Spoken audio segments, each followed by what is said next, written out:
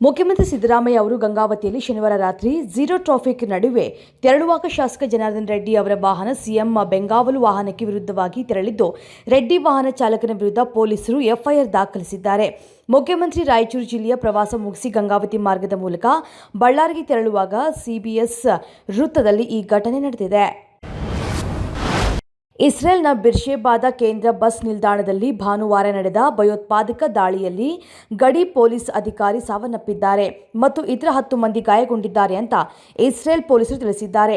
ದಾಳಿಕೋರರನ್ನ ಪೊಲೀಸರು ಗುಂಡಿಕ್ಕಿ ಕೊಂದಿದ್ದಾರೆ. ನಗರದ ಕೇಂದ್ರ ಬಸ್ ನಿಲ್ದಾಣದೊಳಗಿನ ಮೆಕ್ಡೊನಾಲ್ಡ್ನಲ್ಲಿನ ನಡೆದ ಮಾರಣಾಂತಿಕ ಗುಂಡಿನ ದಾಳಿಯಲ್ಲಿ ಬಿರ್ಷೆಬಾದ 19 ವರ್ಷದ ಬಾರ್ಡರ್ ಪೊಲೀಸ್ ಅಧಿಕಾರಿ ಸಾರ್ಜೆಂಟ್ ಶಿರಾ ಸುಸ್ಲಿಕ್ ಬಲಿಪಶು ಅಂತ ಗುರುತಿಸಲಾಗಿದೆ.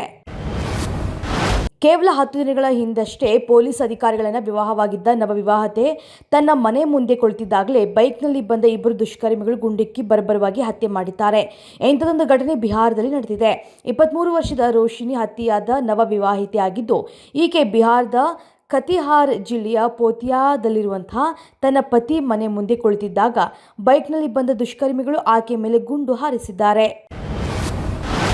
ಫೋಕ್ಸೋ ಪ್ರಕರಣ ದಾಖಲಾಗ್ತಾ ಇರುವ ಹಿನ್ನೆಲೆಯಲ್ಲಿ ಜಾನಿ ಮಾಸ್ಟರ್ಗೆ ನೀಡಲಾಗಿದ್ದ ರಾಷ್ಟ್ರ ಪ್ರಶಸ್ತಿಯನ್ನು ಕೇಂದ್ರ ಸರ್ಕಾರ ರದ್ದು ಮಾಡಿದೆ.